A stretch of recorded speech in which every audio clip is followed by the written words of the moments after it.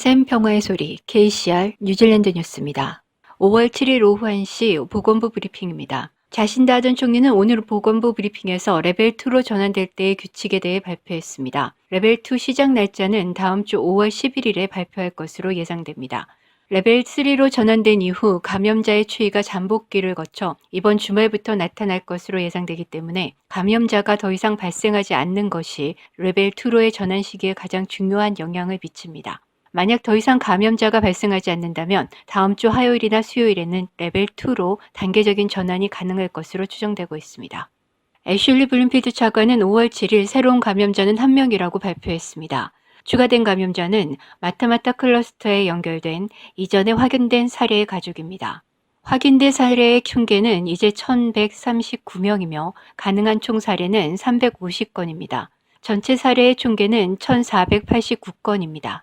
어제 하루 7,323건의 검사가 이루어졌습니다. 뉴질랜드의 총 누적 검사 수는 16만 8,023건입니다. 뉴질랜드인 30명당 1명이 코로나 바이러스 검사를 받았습니다.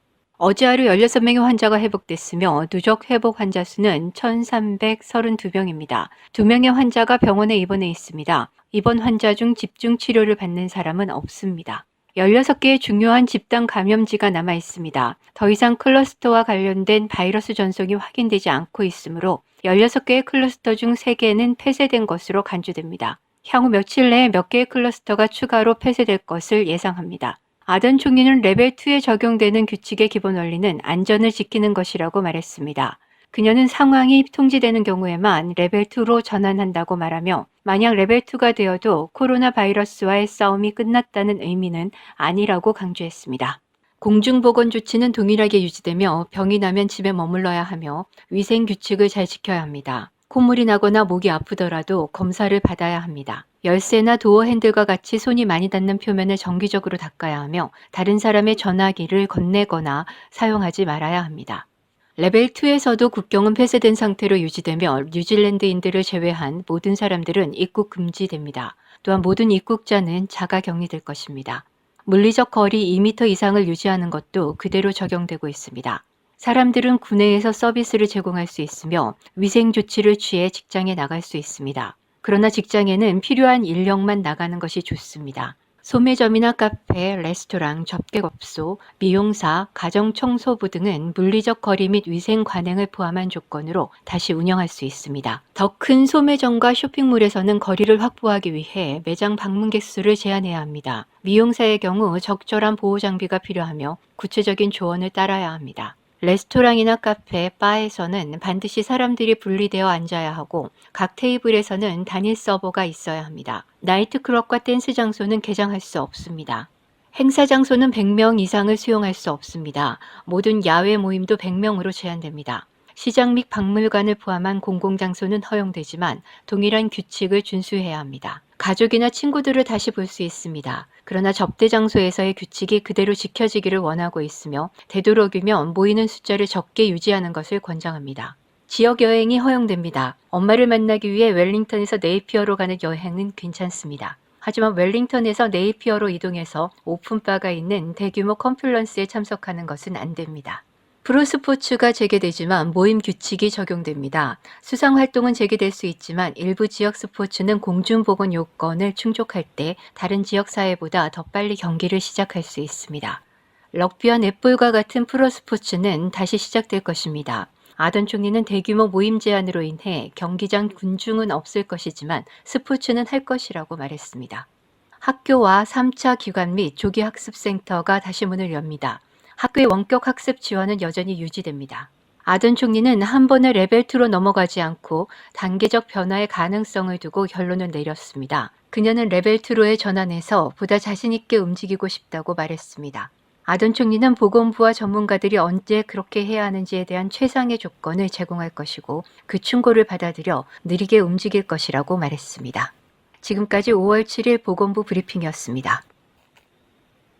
제신다 하던 총리는 뉴질랜드의 안전한 환경과 코비드19에 대한 재빠른 봉쇄와 이에 따른 빠른 회복력에 마이크로소프트사가 대규모 데이터 센터 투자 장소로 뉴질랜드를 선정한 것이라고 설명했습니다. 지난 수요일 미국의 다국적 테크놀로지 회사인 마이크로소프트사는 전 세계 60개의 다른 지역 데이터 센터와 함께 뉴질랜드 내 디지털 클라우드 서비스를 제공하기 위해 뉴질랜드의 첫 데이터 센터를 설립할 것이라고 발표했습니다. 이로써 정부가 계속 이슈로 제기했던 중소기업과 대기업의 데이터가 뉴질랜드 내에서 저장이 가능해질 것이며 비즈니스와 양질의 투자처로 뉴질랜드가 세계에 알려지는 계기가 될 것이라고 아던 총리는 말했습니다. 이러한 마이크로소프트사의 투자는 디지털 산업의 확장과 일자리 창출에 대해 낙관적인 전망을 표하면서 데이터 센터 지역은 아직 여러 가지 제반 규정의 대상이며 세부 사항과 시기, 장소에 대한 정보가 제공되지 않고 있습니다. 워크세이프는 사회적 거리 두기와 주문 및 픽업, 이포스 기계 소독과 같은 위생 규정 준수를 요구하는 통지문을 11개의 패스트푸드 업체에 보냈습니다. 이는 패스트푸드 영업점들의 종업원들이 2m 이내에서 가림막도 없이 고객을 응대하고 있는 상황이라면서 드라이브스루를 통한 주문과 같은 물리적 거리두기 규정을 준수하지 않았다고 유나이티드 노조가 밝힌 후에 행해졌습니다. 워크세이프 직원들은 이번 주에 맥도날드, KFC, 웬디스, 버거풀, 칼스 주니어 등을 포함한 80개의 패스트푸드 영업점을 불시에 방문해 코비드-19 규정 준수 여부를 살폈습니다. 워크세이프는 통지문이 발부된 업체를 밝히지 않았으나 제기된 건강과 안전규정 위반에 대해 정해진 시간 안에 소명해야 한다고 말했습니다. 지난 월요일 오클랜드 동쪽 마이크로템 매장에서 약 50개의 바베큐 기계를 도난당해 경찰이 수사에 들어갔습니다. 경찰은 5월 4일 범인들이 트럭을 이용해 이 상점을 수차례 드나들었을 것이라고 말했습니다. 경찰은 할인된 가격으로 새 바베큐 기계를 팔거나 웨버 및 에버디어 브랜드 바베큐 기계를 온라인으로 싸게 팔 경우 조심할 것을 요청하면서 이 사건에 대한 정보를 알게 되면 경찰에 신고해 줄 것을 당부했습니다. 이 사건에 대한 신고는 105번입니다. 겨울이 성큼 다가온 것처럼 오늘 아침 기온은 제법 쌀쌀했습니다. 북섬 대부분의 지역은 아침 최저 기온이 한 자릿수로 떨어졌다고 기상청은 밝혔습니다. 오늘 아침 6시 타우포는 아침 최저 기온이 1도를 기록했으며 로토루아는 5시 30분에 0.3도를 보였으며 바람이 불어올 때의 체감 온도는 영하 2도까지 내려간 것으로 전해졌습니다. 해밀턴은 서리가 내리면서 2도로 떨어졌으며 오클랜드와 카이타야는 6도, 왕가레이는 7도를 기록했습니다. 오늘 아침 남섬 지역도 마찬가지로 서리가 내리면서 차가운 날씨를 보였지만 북섬 지역들보다는 따뜻했던 것으로 나타났습니다. 북섬 북부 지역은 오늘 비교적 맑은 날씨로 한두 차례 비가 예상되지만 낮 최고 기온은 10도 중반 이후로 따뜻할 것으로 예상됩니다. 금요일인 내일도 오늘과 비슷한 날씨가 되겠지만 점점 따뜻해지면서 주말에는 맑은 날씨로 예년보다 높은 기온을 보일 것으로 예보되고 있습니다. 오늘의 환율 정보입니다. 뉴질랜드 달러화 대비 원화 기준 환율은 738원 59전, 한국에서 보내실 때 745원 97전, 한국에서 받으실 때 731원 21전입니다.